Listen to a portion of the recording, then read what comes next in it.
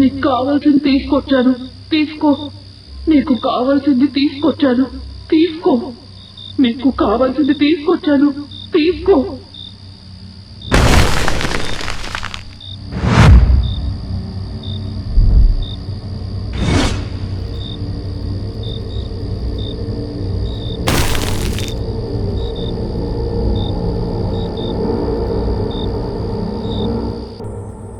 ఈ కనిపిస్తున్న ఊరి పేరు మూలవనం. ఈ ఊరిలో ప్రజలు కొంతమంది కూలి పని చేసుకుంటే మరికొంతమంది వాళ్లకు ఉన్న భూమిలో వ్యవసాయం చేసుకుని జీవించేవారు. పగలంతా ఎవరి పనిలోకి వాళ్ళు వెళ్లిపోయి సాయంత్రం అవ్వగానే ఇంటికి చేరుకునేవారు.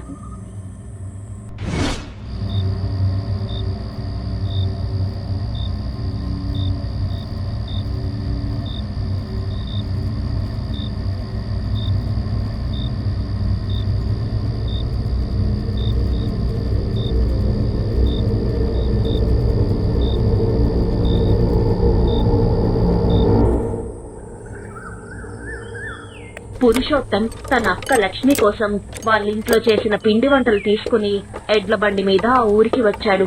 చిన్నప్పటి నుంచి ఇద్దరు కలిసి పెరిగారు కాబట్టి పురుషోత్తానికి తన అక్క అంటే చాలా ఇష్టం. అక్క పెళ్ళై వేరే ఊరికి వెళ్లిపోయినా నెలకి ఒక్కసారైనా వచ్చి ఆమెను చూసి వెళ్లడం అతనికి అలవాటు. అరే రంగా, ఇవన్నీ త్వరగా లోపల తీసుకెళ్లి అక్క వాళ్ళ ఇంట్లో పెట్టు. ఏరా తమ్ముడు, ఎలా ఉన్నావు? ఇవన్నీ ఏంటి? అక్క, నీకు ఇష్టమని ప్రత్యేకంగా నీకోసమే పిండి వంటలు, నీతి వంటలు చేయించాను. ఇంతగా ఎందుకురా తమ్ముడు? పిల్లల్ని కూడా మీ ఇంటికే పంపించాను. ఇవన్నీ ఎవరు తింటారు ఇప్పుడు? ఇవి నీకోసం అక్క, పిల్లల కోసం కాదు. వాళ్ళ కోసం అక్కడే వండించాను. నీకు ఇష్టమని ఇవి తెచ్చాను. నువ్వు బావ తింటారు కదా. బావ ఎక్కడా కనిపించట్లేదు. అది బావ పట్టణానికి పనికి వెళ్ళాడ్రా. అలా నెలకోసారి వస్తూ పోతూ ఉంటాడు.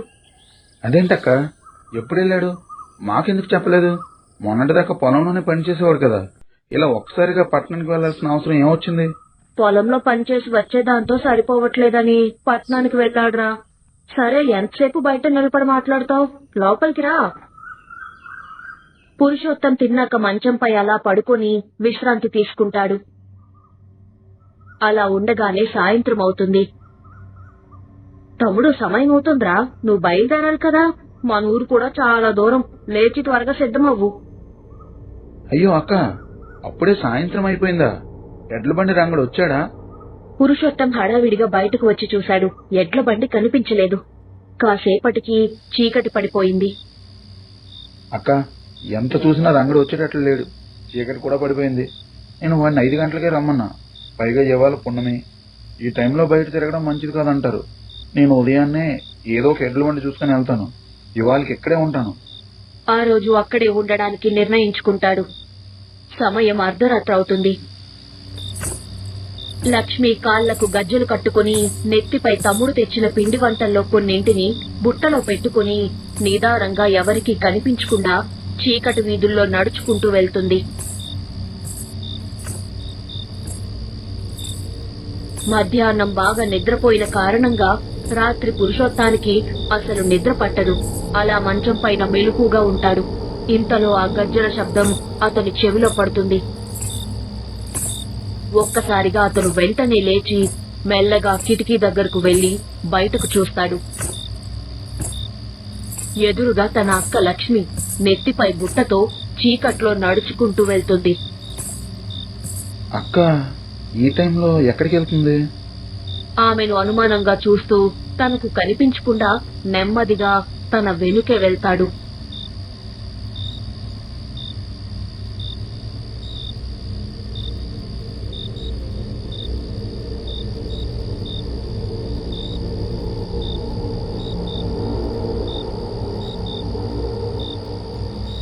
నీకు కావాల్సింది తీసుకొచ్చాను, తీసుకో. నీకు కావాల్సింది తీసుకొచ్చాను, తీసుకో. నీకు కావాల్సింది తీసుకొచ్చాను, తీసుకో. లక్ష్మి మూడోసారి చెప్పగానే ఒక్కసారిగా ఆ నేల పగుళ్లు పడుతుంది. దీపం వెలిగించిన ప్రదేశం లోపలికి కూలిపోతుంది. లక్ష్మి ఎలాంటి భయం లేకుండా తాను తెచ్చిన పిండి వంటల్ని ఆ గొయ్యలో వేస్తుంది. అంతలోనే ఆ లోతైన గొయ్యలో నుంచి బంగారు నాణేలు ఒక్కొక్కటిగా పైకి ఎగురుతూ బయటపడతాయి. ఇదంతా దూరంగా చెట్టు చాటు నుండి చూస్తున్న పురుషోత్తం అతను ఒక్కసారిగా షాక్ అవుతాడు. అక్కడికక్కడే వెళ్లి తన అక్కని అడగాలని అనుకుంటాడు. కాని భయం అతన్ని ఆపేస్తుంది. ఏం చెయ్యాలో అర్థం కాక వెంటనే తిరిగి తన అక్క కంటే ముందే ఇంటికి వెళ్లిపోతాడు. ఆ రాత్రంతా పురుషోత్తంకి నిద్ర పట్టదు. తన అక్క ఎందుకిలా చేస్తోందో అనే ఆలోచన అతన్ని వదలదు. ఉదయమైన వెంటనే అడగాలి అని నిర్ణయించుకుని అలా కళ్ళు మూసుకొని పడుకుంటాడు. తెల్లవారుతుంది. పురుషోత్తం నిద్రలేని కళ్ళతో మెల్లగా లేస్తాడు. రాత్రి చూసిన దృశ్యం గురించి వెంటనే తన అక్కను అడగడానికి ఆమె దగ్గరకు వెళ్తాడు. అక్క, అసలు నువ్వేం చేస్తున్నావు? నీకేమైంది? నిజంగా బావ పట్టణానికి వెళ్ళాడా? నేను నిన్న రాత్రి చూశాను. నువ్వు బొట్ట పట్టుకొని గజ్జలు కట్టుకొని బయటికి వెళ్తున్నావు. అసలు ఇదేంటక్క? ఏం జరుగుతుంది? తమ్ముడు అలా అడగగానే లక్ష్మి ముఖంలో ఒక్కసారిగా భయం కనిపిస్తుంది. కళ్ళు తడబడతాయి, మాటలు రావు. ఇంకా ఎలాగో తమ్ముడికి తెలిసిపోయిందని, తమ్ముడు, మీ బావకి కాళ్ళు రెండు చచ్చుబడిపోయాయిరా. ఏమంటున్నావు అక్క? బావ కాళ్ళు చచ్చుపడిపోవడం ఏంటి? ఇప్పుడు ఆయన ఎక్కడున్నాడు? పురుషోత్తం అలా అడగగానే లక్ష్మి ఒక్క మాట కూడా మాట్లాడకుండా నిశ్శబ్దంగా తమ్ముణ్ణి చూసి, రా, నీకే చూపిస్తాను.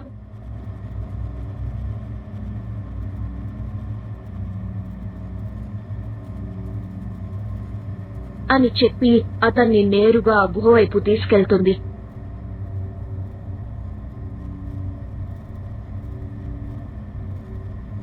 గుహలోకి వెళ్లగానే అక్కడ చీకట్లో మంచంపై పడుకున్న తన బావ కనిపిస్తాడు. కాళ్ళు రెండు చచ్చుబడి శరీరం సన్నగా అయిపోయి కదలలేని స్థితిలో ఆ దృశ్యం చూసిన పురుషోత్తం, బావా, ఏంటిది? నువ్వెందుకని ఇలా అయిపోయావు? అసలేం జరిగింది? అదొక పెద్ద కథరా. పిశాచి శాపం వల్ల ఇలా అయిపోయాను. దీనంతటి కారణం మీ అక్కే. మీ అక్క నోట్లో ఏ రహస్యం దాగదు కదా, అదే ఇవాళ నా కొంప ముంచింది. పిశాచి శాపమా? ఏమంటున్నావు బావా? నాకేం అర్థం కావట్లేదు. అయినా ఇంట్లో ఉండకుండా ఈ గుహలో ఉన్నావేంటి బావా? అర్థం కాకపోవడానికి ఏముందిరా? నీ అక్కకి ఒక రహస్యం చెప్పాను. అది మూడో వ్యక్తికి చెప్పొద్దని చెప్పాను. చెప్తే నేను ఇలా అయిపోతానని కూడా చెప్పాను. కానీ నీ అక్క వినలేదు. నాకు శాపం తగలడం వల్ల నా చుట్టూ పిశాచిగాళ్లు తిరుగుతాయి. ఇంట్లో ఉంటే మీ అక్కకి పిల్లలకు కూడా ప్రమాదం. అందుకే పిల్లల్ని మీ ఇంటికి పంపేయమని నేనే చెప్పాను.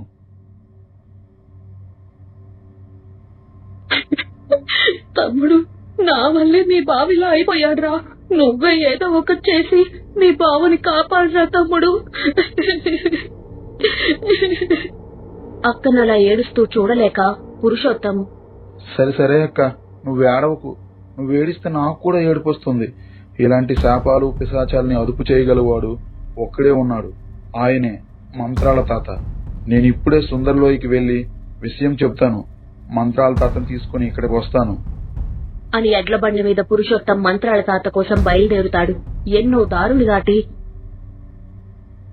సుందరలోయకలో ఉన్న మంత్రాల తాత దగ్గరకు చేరుకుని జరిగిన సంగతులన్నీ వివరంగా చెబుతాడు. తరువాత అతని వెంట పెట్టుకుని తిరిగి ఆ గుహ దగ్గరకు వస్తారు. మంచం మీద ఉన్న సుబ్బయ్యను చూసి మంత్రాల తాత, అసలేం జరిగిందో ఒక్కటి కూడా దాచకుండా నాకు పూర్తిగా చెప్పు. నిజం మొత్తం తెలుసుకున్నప్పుడే దానికి పరిష్కారం ఏంటో చెప్పగలను. ఏం జరిగిందంటే, పగలంతా కూలి చేసి సంపాదించిన డబ్బంతా నాకు తాగుడికే పోయేది. ఇంట్లో ఒక్క రూపాయి కూడా మిగిల్చకుండా సంపాదించిందంతా తాగుడికి ఖర్చు చేసేవాడిని. ఒకరోజు మత్తులో ఇంటికి వచ్చాను. అప్పుడు నా భార్య లక్ష్మి, నువ్వింకా మారవా? ఇంట్లో పిల్లలు ఆకలితో ఉన్నారు, నువ్వేమో సంపాదించిందంతా తాగిస్తుంటే ఈ ఇల్లు ఎలా నడుస్తుంది? ఇలా ఆకలితో పిల్లల్ని చూసుకోవడం కంటే పిల్లల్ని తీసుకుని నేను మా పుట్టింటికి వెళ్లిపోతాను. మా అమ్మ వాళ్ళైనా వాళ్ళ కడుపు నిండా అన్నం పెడతారు అని నా భార్య లక్ష్మి అనగానే నాకు చాలా బాధ అనిపించి, నా తప్పు నాకు అర్థమైంది. క్షమించు లక్ష్మి, నా తప్పు నాకు అర్థమైంది. ఇకపై నేను కూలి పనికి వెళ్లి సంపాదించిన ప్రతి రూపాయి నీకే ఇస్తాను. మన కుటుంబాన్ని సరిగ్గా చూసుకుంటాను. మనకి పొలం ఉంది కదా, కూలి పనికి వెళ్లాల్సిన అవసరం లేదు. వ్యవసాయం చేసుకుంటే మనం బాగానే బ్రతుకుతాం. వ్యవసాయం చేయాలంటే పొలం దున్నాలి, విత్తనాలు తేవాలి. చాలా ఖర్చు అవుతుంది లక్ష్మి. మన దగ్గర అంత డబ్బు ఎక్కడుంది? డబ్బు గురించి ఆలోచించుకు. ఇందాకే మా నాన్న ఇంటికి వచ్చి వెళ్లాడు. పొలం అలా ఖాళీగా ఉండడం చూసి అల్లుడిని ఏదో ఒక పంట వేయమని చెప్పి కొంచెం డబ్బులిచ్చి వెళ్ళాడు. వాటితో మొదలు పెడదాం అని చెప్పిన మరుసటి రోజు నుంచే నేను పొలానికి వెళ్లి భూమిని సాగు చేయడానికి ఏర్పాట్లు మొదలుపెట్టాను. అలా పనిచేస్తూ ఉండగా ఒక చోట మట్టి తవ్వుతుండగా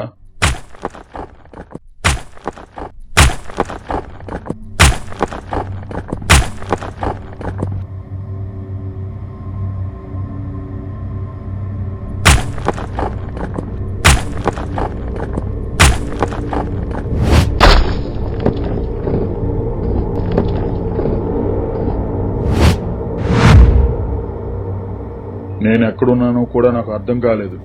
ఆ భూగర్భం మొత్తం ఎముకలు, మనుషుల కళేబరాలతో భయంకరంగా కనిపించింది. అలా జాగ్రత్తగా కొంత దూరం నడిచి వెళ్ళగా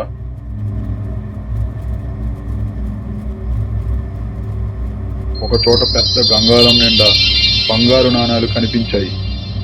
వాటిని చూసిన నేను ఆనందంతో మైమరిచిపోయి వాటిని చేతితో తాకేశాను.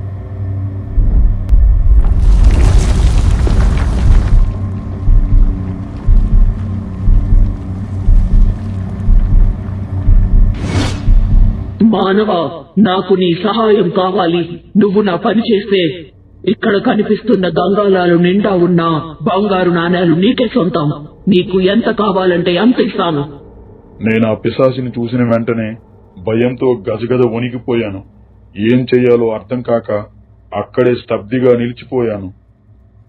భయపడకు మానవా, నేను నిన్ను ఏమీ చెయ్యను. నువ్వు నాకు సహాయం చేస్తే నీకు కావలసినంత బంగారం ఇస్తాను. ఒక్కసారి అటు చూడు.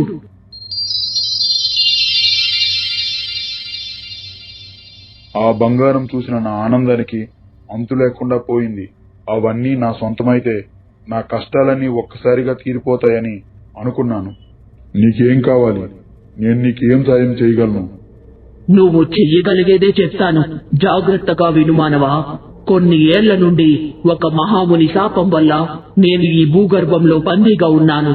ఈ చీకటి నుంచి బయటపడాలంటే నాకు 3 బంధనాలు ఉన్నాయి. ఆ 3 నువ్వు పూర్తి చేస్తే నాకు ఈ బంధనాల నుంచి విముక్తి లభిస్తుంది. అప్పుడు ఈ భూగర్భం నుంచి బయటకు వచ్చి ఇక్కడ ఉన్న బంగారం అంతా నీకే ఇస్తాను. ఏంటా బంధనాలు? ఏం చెయ్యాలో చెప్పు. మానవా, నేను చెప్పేది జాగ్రత్తగా విను. నేను చెప్పినట్టు చెయ్యకపోతే నీ ప్రాణాలకే కాదు, నీ వంశమే నాశనమవుతుంది. ఒక్కో నెల పున్నమికి ఒక్కో బంధనం సమర్పించాలి. మొదటి బంధనం, ఒక మనిషిని నా దగ్గరకు తీసుకువచ్చి నా ముందే ప్రాణం అర్పించాలి. అలా చేస్తే అతని ఆత్మశక్తి నాలో కలుస్తుంది. నా మొదటి బంధనం చెదిరిపోతుంది. రెండో బంధనం, ఒక బ్రతికి ఉన్న ఏదో ఒక జీవిని నా ముందుకు తీసుకువచ్చి బలిగా సమర్పించాలి. అప్పుడు క్రూర శక్తి నాలో ప్రవహిస్తుంది. నా రెండో బంధనం విరిగిపోతుంది. చివరిగా మూడో బంధనం, ఇదే అసలైన బంధనం. మరకతలోయలో చీకటి గుహలో దాగి ఉన్న తాళపత్రాలు ఉన్నాయి. వాటిలో నా శాపం, నా చావు రహస్యం దాగి ఉంది. వాటిని నువ్వు తీసుకువచ్చి నా ముందే కాల్చాలి. అప్పుడు నా చివరి బంధనం కూడా చెదిరిపోతుంది. ఈ 3 బంధనాలు పూర్తి చేస్తే ఇక్కడ కనిపిస్తున్న ఈ గంగాళాలన్నీ బంగారం నిండా నీకే సొంతం. కాని గుర్తుంచుకో మానవా, ఇవన్నీ ప్రతి పున్నమి రోజే జరగాలి. ఒక్క తప్పు జరిగినా నీ ప్రాణం, నీ కుటుంబం ఏదీ మిగలదు. ఆ పిశాచి చెప్పిన మాటలన్నీ విన్న తర్వాత కొద్దిసేపు నేను ఆలోచించాను. కానీ ఆ బంగారం మీద ఆశ ముందు ఇంకా నేను కాదనలేకపోయాను. సరే, నువ్వు చెప్పిన ప్రతి మాటకు నేను సిద్ధమే. నేను చేస్తాను. అయితే ఇప్పుడే ఈ గంగాళాల్లో ఉన్న బంగారు నాణేలను మా ఇంటికి తీసుకెళ్లొచ్చా? మానవా, ఈ బంగారం అంతా ఇప్పుడే నీది కాదు. ఇప్పుడైతే కొన్ని నాణేలు మాత్రమే తీసుకెళ్ళు. నా బంధనాలు పూర్తిగా తొలగించిన రోజున ఈ గంగాళాలన్నీ నిండా ఉన్న బంగారం నేను స్వయంగా నీ ఇంటికి చేరుస్తాను. కానీ జాగ్రత్తగా విను.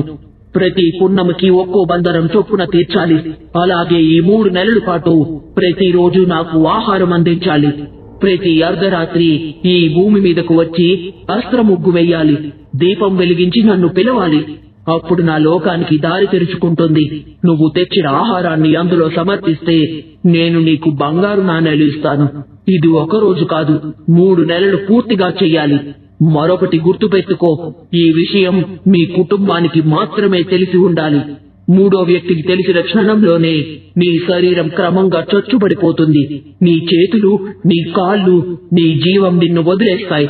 అలా జరిగితే నువ్వు మనిషివి కాదు, చీకటి శక్తులు నిన్ను చుట్టుముడతాయి.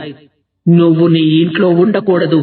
నీ ఇంట్లో ఉంటే నీ వాళ్ళకే ప్రమాదం. మరొకటి జాగ్రత్తగా గుర్తుపెట్టుకో, ఒకసారి ఈ బంధనాలు మొదలు పెట్టాక మధ్యలో ఆపకూడదు. ఆగిన క్షణంలోనే నీ కుటుంబం మొత్తం రక్తం కక్కుకుంటూ చస్తారు.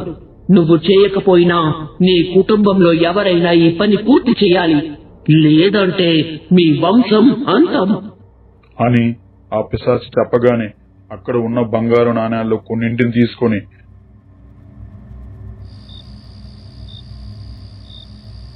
నేను నేరుగా ఇంటికి వచ్చి ఆ బంగారాన్ని నా భార్య లక్ష్మికి ఇచ్చాను. ఎక్కడవండి ఇవి? బంగారు నాణేలు ఇంతలా మెరుస్తున్నాయి. లక్ష్మికి ఈ విషయం చెప్తే ఆత్రం ఆపుకోలేక ఎవరికో ఒకరికి చెప్పేస్తుందనే భయంతో నేను ఆ నిజాన్ని ఆమె దగ్గర కూడా దాచేశాను. పొలంలో పనిచేస్తుండగా బంగారు నాణేలు దొరికాయని ఒక అబద్ధం చెప్పాను. పిశాచి చెప్పిన మొదటి బంధనం కోసం ఎవరిని బలివ్వాలో అని ఆలోచిస్తున్న సమయంలో అప్పుడే నా దగ్గరకు నా స్నేహితుడు సోమేశ్ వచ్చాడు. అమ్మా నాన్నలు లేనివాడు, ఒక్కడే కూలి పని చేసుకుంటూ బతుకుతున్నవాడు. అప్పుడే నా మనసులో ఒక చెడ్డ ఆలోచన వచ్చింది. ఊర్లో ఎవరికైనా ఏదైనా అయితే అందరికీ తెలుస్తుంది, కానీ సోమేశ్కి ఏమైనా అయితే ఎవ్వరూ పట్టించుకోరు. పున్నమి రోజు వాడినే బలివ్వాలని నిర్ణయించుకున్నాను. పొలంలో పని ఉందిరా అని చెప్పి తనని నా వెంట తీసుకువెళ్లాను. అలా వాడు పనిచేస్తూ ఉండగా సరిగ్గా ఆ భూగర్భ గుహదారి దగ్గర వెనక నుండి తోసేశాను.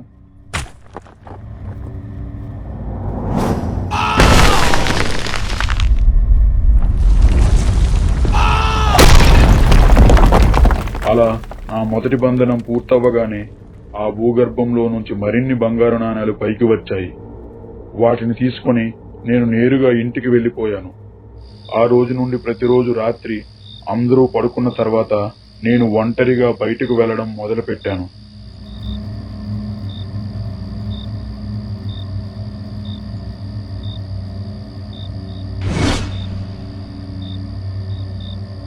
నీకు కావలసింది తీసుకొచ్చాను, తీసుకో. నీకు కావలసింది తీసుకొచ్చాను, తీసుకో. నీకు కావలసింది తీసుకొచ్చాను, తీసుకో.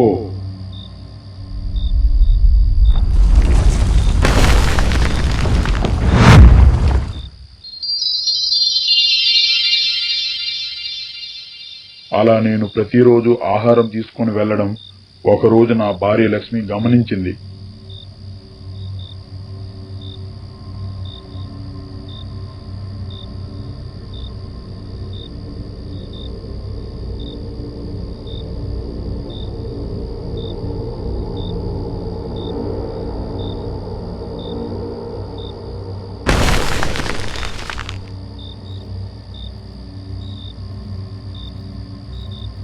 ఏంటండి మీరు చేస్తున్నది? ఆ గొయ్యిలో ఆహారం వేస్తున్నారు. అసలు ఇదంతా ఏంటి? లక్ష్మి, నువ్వెక్కడేం చేస్తున్నావు? ముందుగా ఇంటికి పోదాం పదా. లేదు, నాకు నిజం తెలిసేంత వరకు నేను ఎక్కడికి రాను. ఏం జరుగుతుందో ఇప్పుడే చెప్పండి. లక్ష్మి, ముందు ఇంటికి పోదాం, అక్కడన్నీ వివరంగా చెప్తాను. అలా ఆమెను ఇంటికి తీసుకువెళ్లి జరిగిందంతా నా భార్యకు చెప్పాను. లక్ష్మి, జాగ్రత్తగా విను.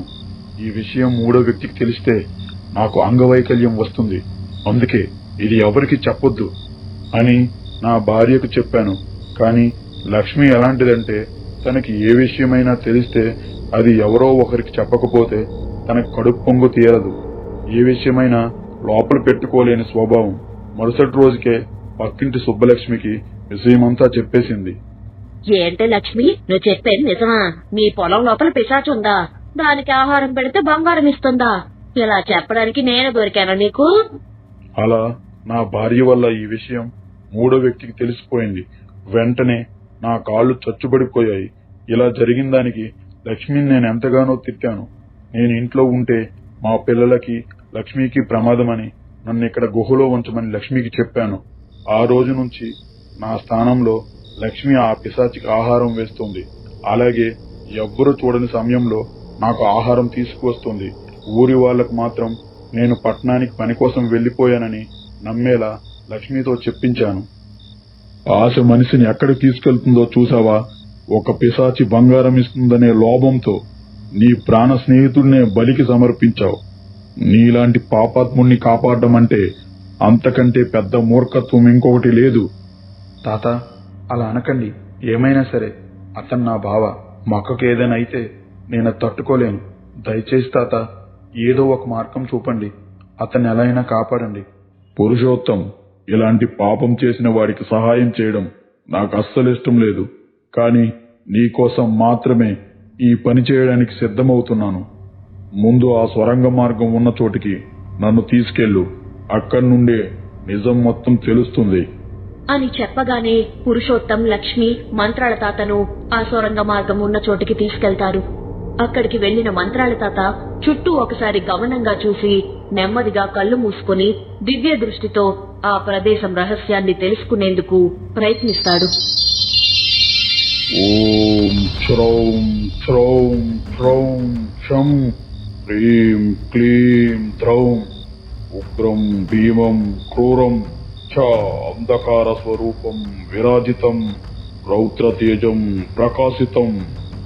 పాతాళాధిపతి, నా పూజను స్వీకరించు. నాకు అమరత్వాన్ని ప్రసాదించు. నీ భక్తునిపై కరుణ చూపించు. నీ చీకటి శక్తిని నాలో ప్రవహింపజేయి.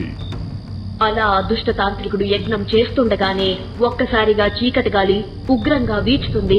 అక్కడికి 2 దుష్టదెయ్యాలు ప్రత్యక్షమై వికృతమైన అరుపులతో చుట్టూ మారు మోగిస్తాయి. ఆ శబ్దాలతో ఆ యజ్ఞానికి భంగం కలుగుతుంది.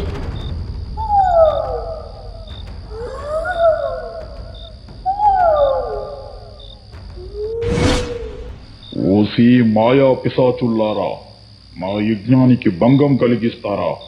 ఈ క్షణం నుంచి మీరిద్దరూ ఒక్కటై ఒక మహాపిశాచిగా మారిపోతారు. ఈ భూమి గర్భంలోనే పాతుకుపోయి ఆహారం కోసం తహతహలాడుతూ బంధించబడి ఉండిపోతారు. మీకు విముక్తి కావాలంటే 2 బంధనాలు పూర్తి కావాలి. మొదటిది, ఒక మనిషి ప్రాణం బలిగా సమర్పించాలి. రెండోది, ఒక జీవిని మీ ముందే బలివ్వాలి. అప్పుడు మాత్రమే మీరు ఈ భూగర్భం నుండి బయటకు రాగలుగుతారు.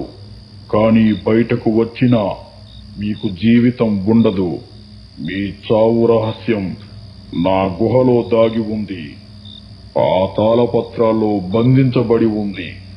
ఆ తాళపత్రాలను మీరు తాకలేరు, ఏం చేయలేరు.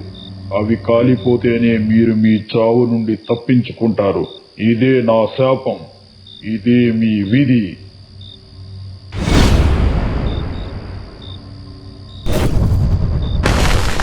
ఆ పిశాచి నేరుగా పాతాళంలోకి లాగబడి అక్కడే శాశ్వతంగా బంధించబడిపోతుంది. ఆ పిశాచి 3వ బంధనంగా తాళపత్రాలు కాల్చమని ఎందుకు చెప్పిందో ఇప్పుడు నాకు అర్థమైంది. దాని చావు రహస్యం ఆ తాళపత్రాల్లోనే దాగి ఉంది. అది వాటిని తాకలేదు, ఏం చేయలేదు. అందుకే సుబ్బయ్య చేత 3వ బంధనంగా ఆ పని చేయించుకోవాలని చూసింది. తాత, మరిప్పుడు ఏం చేయాలి? ఏం చేస్తే బావకాళ్ళు మళ్ళీ సరిగ్గా అవుతాయి? ముందుగా ఆ తాళపత్రాలు తీసుకురావాలి. వాటిలో ఉన్న దాని చావు రహస్యాన్ని తెలుసుకున్నాకే ఏం చేయాలో ఎలా చేయాలో స్పష్టంగా తెలుస్తుంది అని చెప్పి మంత్రాల తాత అల్లరి చిట్టిని పిలిచి ఆ తాళపత్రాలు ఉన్న ప్రదేశం గురించి వివరంగా చెప్పి వెళ్లి వాటిని జాగ్రత్తగా తీసుకురా అని ఆజ్ఞాపిస్తాడు. ఆజ్ఞ మంత్రాల తాత, ఇప్పుడే బయలుదేరుతున్నాను.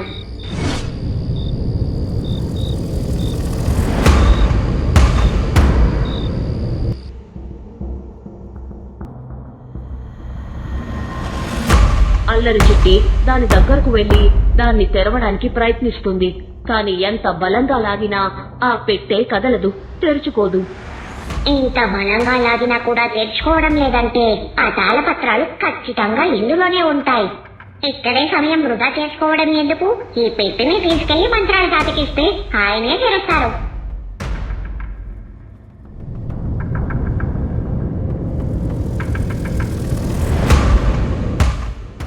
మంత్రాల తాత ఆ పెట్టెను నెమ్మదిగా తెరిచి లోపల ఉన్న తాళపత్రాలను బయటకు తీస్తాడు. వాటిని చేతిలో పట్టుకుని కొన్ని క్షణాలు గంభీరంగా పరిశీలిస్తాడు. ఆ పిశాచిని అంతం చేయడం నా వల్ల అయ్యే పని కాదు. నేను చేసిన అది పూర్తిగా అంతం కాదు. దాని చావు ఒక ప్రత్యేకమైన వారి చేతుల్లోనే ఉంది. భరణి నక్షత్రంలో పుట్టినవాడు ఇప్పటికీ బ్రహ్మచారి అయి ఉండాలి. అటువంటి వాడే ఆ మహా ఖడ్గంతో దాన్ని సంహరిస్తేనే ఆ పిశాచి పూర్తిగా అంతమవుతుంది. దాన్ని అంతం చేసిన తరువాత దాని ఎముకను తీసుకువచ్చి మీ బావకాలకు రాస్తే అతని కాళ్ళు మామూలవుతాయి. అలాంటి వాడిప్పుడు మనకెక్కడ దొరుకుతాడు? తాత, నేను భరణి నక్షత్రంలోనే పుట్టాను. ఇంకా నాకు పెళ్లి కూడా కాలేదు. ఆ పని నేను చేస్తాను తాత. ఆ పిశాచిని నేను అంతం చేస్తాను. దాని ఎముకను నేను తీసుకొస్తాను. పురుషోత్తం, ఒకసారి బాగా ఆలోచించు. ఇది చాలా ప్రమాదకరం. ఒక్క చిన్న తప్పు జరిగినా నీ ప్రాణమే పోవచ్చు. మా అక్క పసుపు కుంకుమ కోసం నా ప్రాణాలు పోయినా పర్వాలేదు తాత.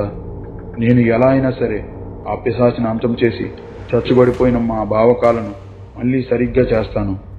సరే, అయితే ఆ అంధకార గర్భగుహలో దాగి ఉన్న ఆ మాయా ఖడ్గాని నువ్వే తీసుకురావాలి. నీతో పాటు అల్లరి చిట్టిని పంపిస్తాను. అది నిన్ను నేరుగా అక్కడికి తీసుకువెళ్తుంది.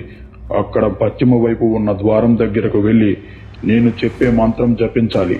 ఆ మంత్రం జపించగానే ఆ ద్వారం తెరుచుకుంటుంది. లోపలికి వెళ్ళగానే నీకు ఆ ఖడ్గం కనిపిస్తుంది. దాన్ని తీసుకుని రా అని చెప్పి మంత్రాల తాత ఆ ద్వారం తెరుచుకునే మంత్రాన్ని పురుషోత్తానికి చెప్తాడు. అల్లరి చిట్టి పురుషోత్తాన్ని పట్టుకుని ఒక్కసారిగా గాల్లోకి ఎగిరిపోతుంది. సర్రున గాలిని చీల్చుకుంటూ అతన్ని నేరుగా గుహ వైపు తీసుకెళ్తుంది.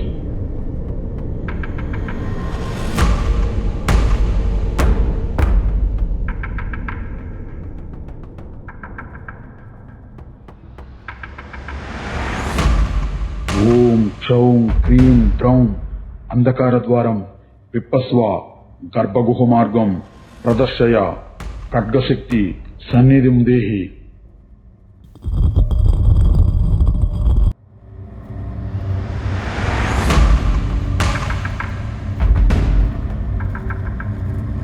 చూడు పురుషోత్తం, ఈ ఖడ్గంతో ఆ పిశాచి నెత్తి మీద నేరుగా దాడి చేయాలి. అప్పుడు మాత్రమే అది పూర్తిగా అంతమవుతుంది. నీతో పాటు అల్లరి చిట్టిని తీసుకెళ్ళు. ఆ పిశాచి నీ ముందుకొచ్చిన వెంటనే అగ్ని జ్వాలలతో ఉగ్రంగా దాడి చేస్తుంది. ఏమాత్రం భయపడకూడదు. జాగ్రత్తగా ఎదుర్కొని సరైన సమయంలో దాడి చేయాలి. దాన్ని సంహరించిన తర్వాత దాని ఎముకను తీసుకుని ఇక్కడికి తీసుకురా.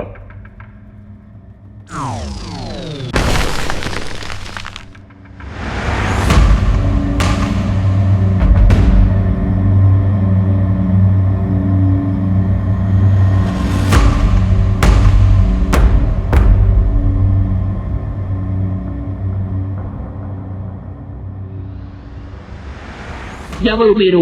నా బంధనానికి సంబంధం లేని మీరు ఈ గుహలోకి ఎలా అడుగు పెట్టారు? ఇంకా నీ బంధనాల కోరిక నెరవేరదు. ఈ రోజే నీ అంతం. ఈ రోజుతో ఈ పాతాళ బంధం నుంచి శాశ్వతంగా విడిపోతావు. కానీ జీవంగా కాదు, అంతమై. నన్ను అంతం చేస్తారా? నన్ను చంపడం అంత సులువని అనుకుంటున్నారా? నాకు చావు లేదు. నేను అంతమయ్యేదాన్ని కాదు. అలా అనుకోవడం నీ అహంకారం. నీ చావు రహస్యం మాకు తెలిసిపోయింది. ఇదిగో నీ అంతానికి కారణమైన ఈ ఖడ్గం. నేను భరణి నక్షత్రంలో పుట్టినవాడిని. ఈ ఖడ్గంతో ఈ రోజే నిన్ను అంతం చేస్తాను.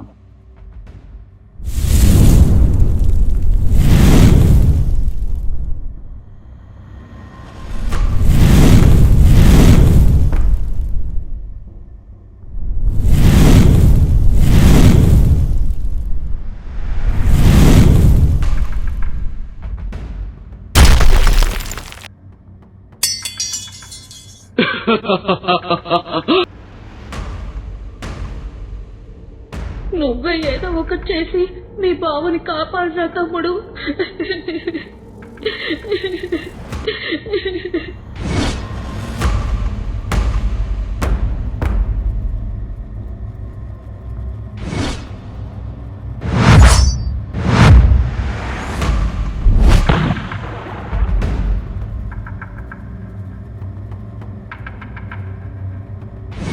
పురుషోత్తం తెచ్చిన ఆ పిశాచి ఎముకను తీసుకుని వాళ్ళందరూ సుబ్బయ్య ఉన్న గుహ దగ్గరకు వెళ్తారు.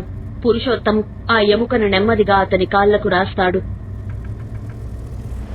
ఒక్కసారిగా అతని కాళ్లల్లో కదలిక మొదలవుతుంది.